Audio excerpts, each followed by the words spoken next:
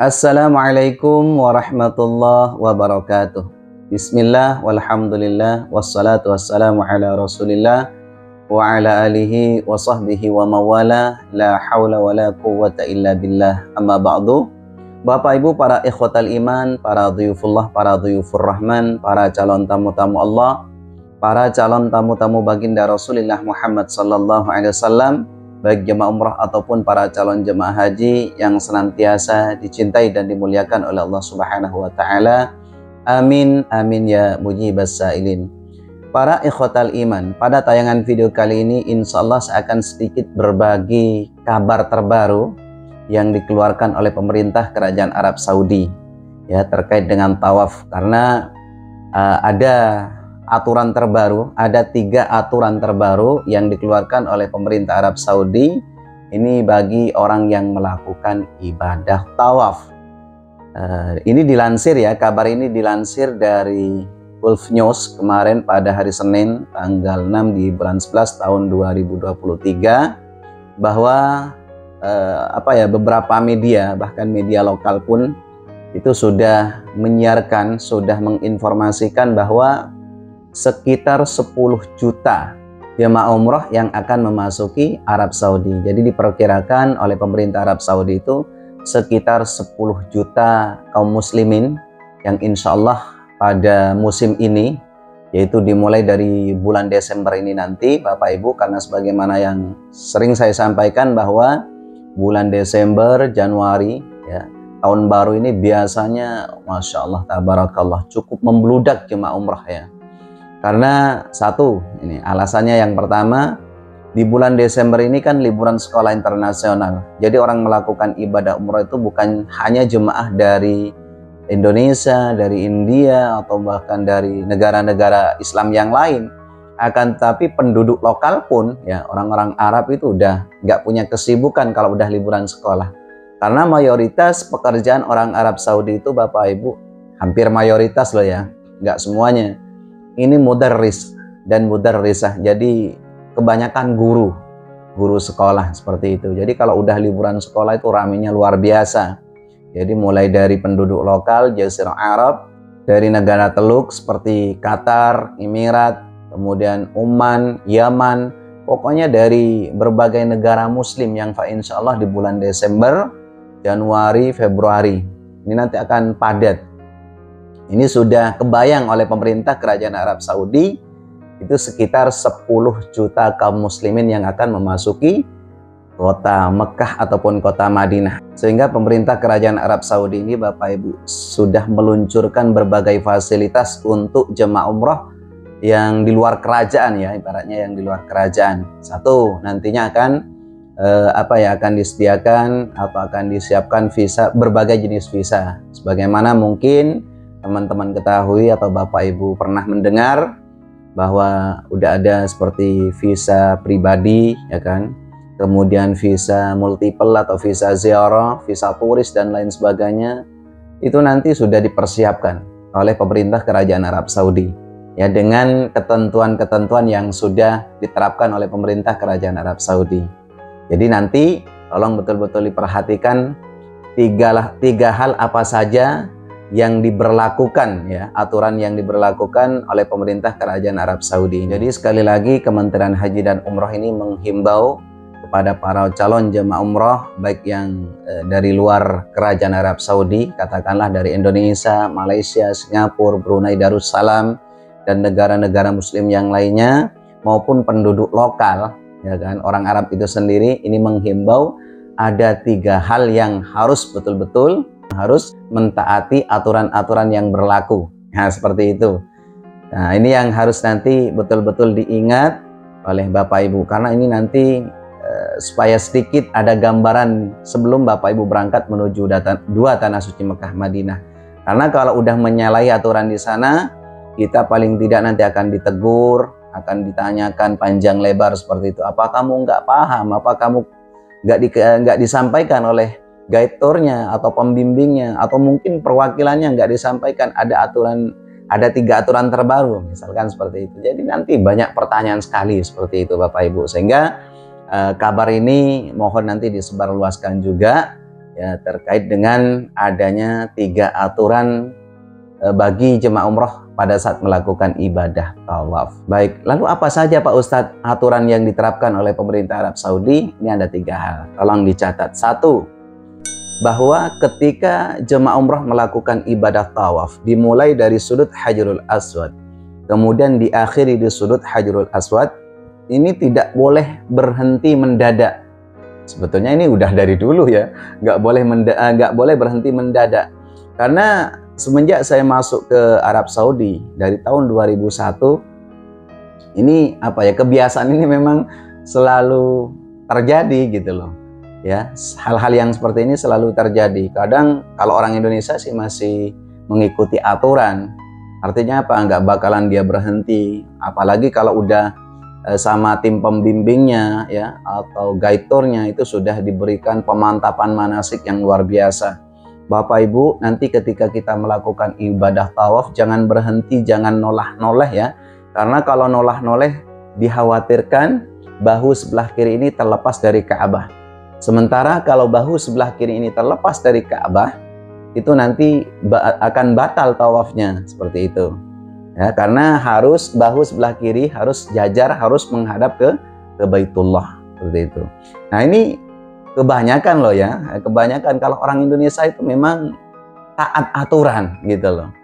Nah, yang sering kejadian ini jemaah-jemaah luar. Saya tidak akan menyebut dari mana ya, karena banyak kadang nggak tahu apa dari segi fikih manasiknya nggak diterapkan gitu kan, apa mungkin hukumnya beda dengan kita, pemahamannya beda dengan kita. Intinya kadang berhenti mendadak, kemudian nolah-noleh, cari temennya ke belakang, segala macam. Ini kan membatalkan tawaf sebetulnya Bapak Ibu. Itu kalau fikih manasik orang Indonesia gitu loh.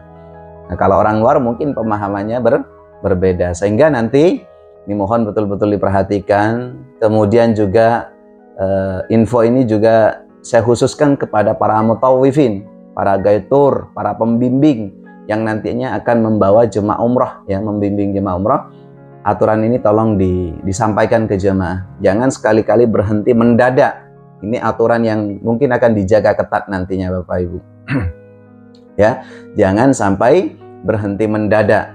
Walaupun misalnya ini putaran terakhir, putaran ke-7, kemudian karena ada satu jemaah mungkin ketinggalan lalu berhenti mendadak, tidak boleh. Ini aturan yang harus diterapkan.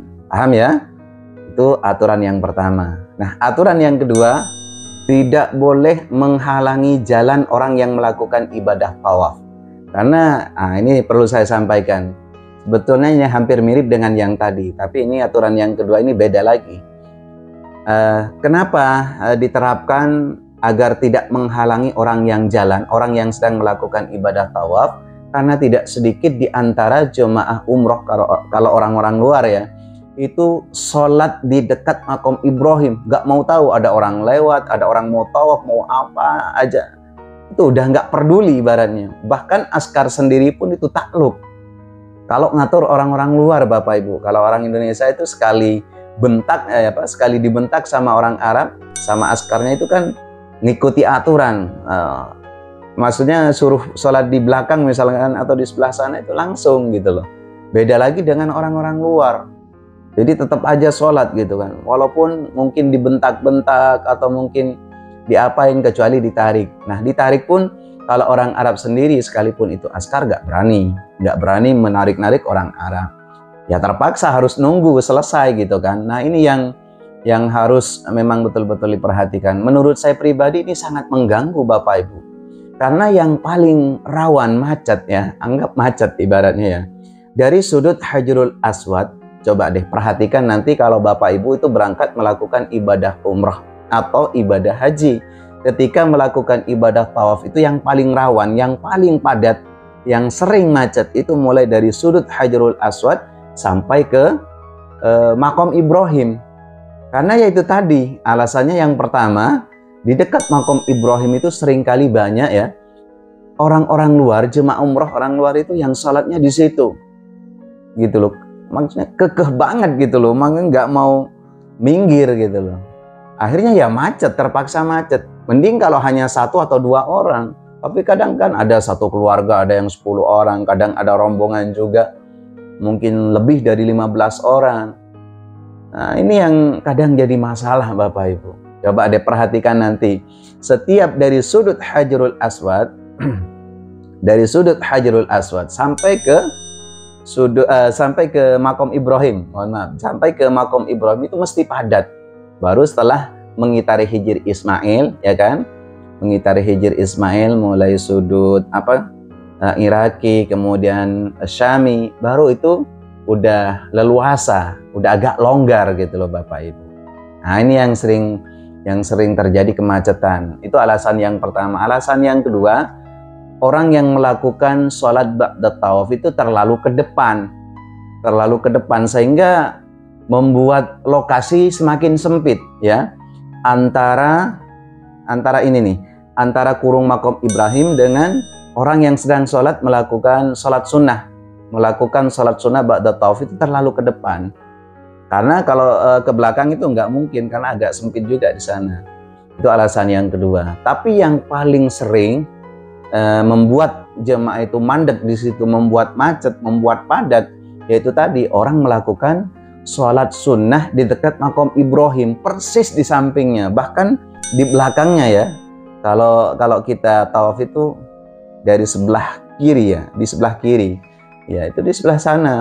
Jadi itu yang membuat macet. Makanya ini jangan sekali-kali Bapak Ibu, khususnya jemaah haji Indonesia yang paham dengan bahasa saya yang saya sampaikan ini, tolong jangan sholat di sana ya. Karena sebetulnya menurut saya, nggak tahu pemahamannya kalau orang luar ya, sholat ba'da tawaf ataupun sholat sunnah yang lain itu mau di mana aja bisa gitu loh. Nah, sehingga sering saya sampaikan, kalau sholat sunat ba'da tawaf itu tidak harus sejajar dengan kurung Makom Ibrahim. Mau di sebelah kanan monggo, mau di sebelah kiri silahkan, nggak masalah gitu loh. Yang dimaksud para alim ulama, sholat sunnah, dianjurkan sholat sunnah di belakang kurung Makom Ibrahim itu maksudnya supaya tidak mendahului kurung Makom Ibrahim gitu loh ya. Artinya mau sholat di sebelah sana boleh, sebelah kanan boleh, sebelah kiri, mau di belakang banget deket tempat air zam-zam juga boleh, tidak ada masalah. Atau mungkin ya, karena padat di situ di area tawaf, di dekat Makom Ibrahim juga padat, mau sholat nanti di atas sebelum melakukan ibadah sa'i juga boleh, sholat sunnah ba'da tawaf, tidak apa-apa. Jadi jangan ibaratnya nggak usah dibikin riwah, nggak usah dibikin ribet gitu loh. Hal-hal yang sunnah seperti itu Bapak Ibu. Cuman pemahamannya kalau orang luar itu beda dengan orang Indonesia.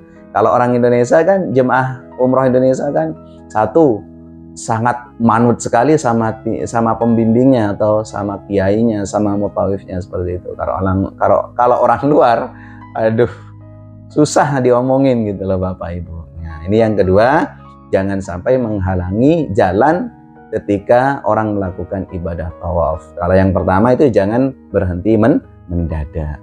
Saya rasa paham ya. Kemudian aturan yang ketiga yang harus betul-betul diperhatikan, tawaf itu sebetulnya tidak harus nempel dekat Ka'bah, bisa dilakukan di mana saja. Tapi tanda kutip loh ya, maksudnya jangan dilakukan misalnya di luar Masjidil Haram, jangan gitu loh Bapak Ibu. Ya, maksudnya bisa dilakukan misalnya agak jauh dikit, atau mungkin bisa di lantai 2 atau di lantai 3 ya.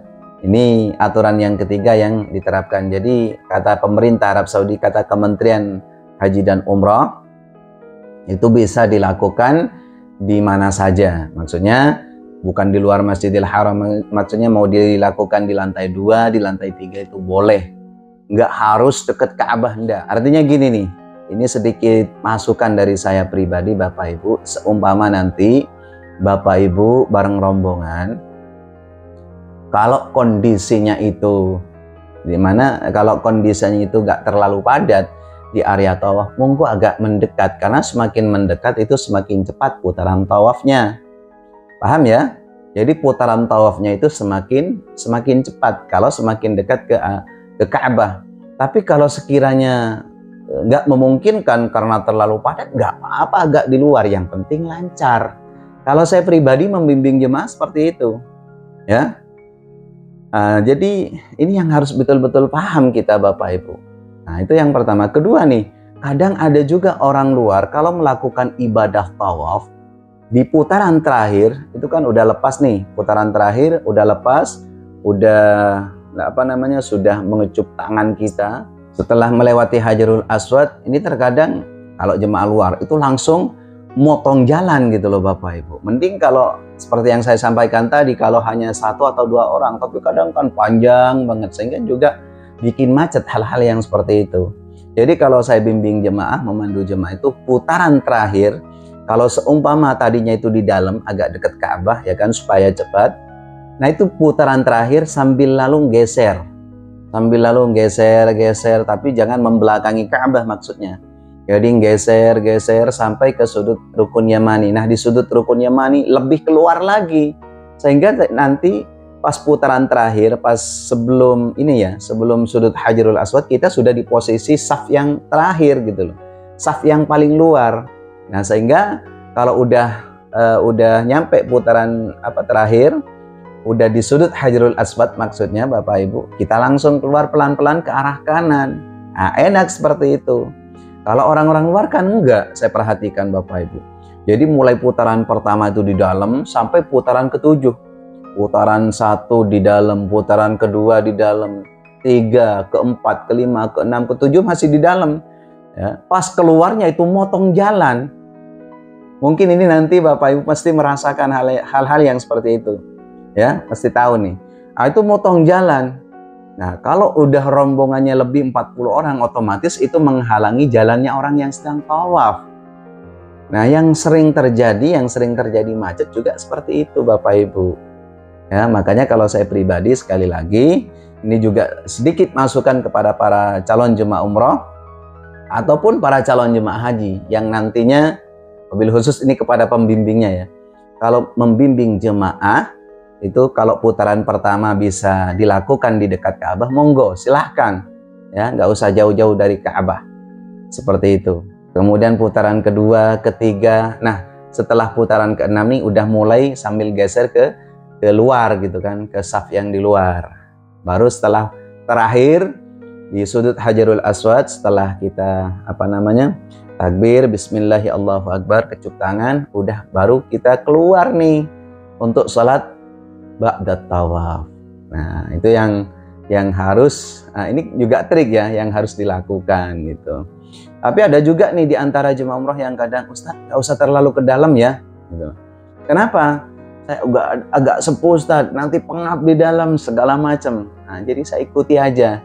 Kalau sekiranya jemaah kita sepuh, udah tua, kita harus paham dengan hal-hal yang seperti itu. Jangan, mohon maaf, jangan carpe diewe kata orang Jawa itu, jangan seenaknya sendiri. Ya, mending kita sehat. Kalau yang sepuh-sepuh, yang tua-tua kan kasihan gitu loh Bapak Ibu. Jadi kita harus bisa mengerti hal-hal yang seperti ini. Jadi ini saja mungkin informasi dari saya pribadi Bapak Ibu. Ini dilansir dari Gulf News kemarin ya, dari berita Arab Saudi, dan perlu saya informasikan kepada para penonton setia channel saya, yaitu Zona Sejarah Channel, ataupun di antara subscriber saya ya. Syukur-syukur ini di antara subscriber saya ada yang pengen berangkat di bulan Desember, Januari, Februari ya, udah tahu persis aturan apa yang diberlakukan oleh pemerintah Kerajaan Arab Saudi. Terima kasih atas segala perhatian, mohon maaf atas segala kekurangannya. Wal 'afwa minkum, ihdinas siratal mustaqim. Assalamualaikum warahmatullahi wabarakatuh.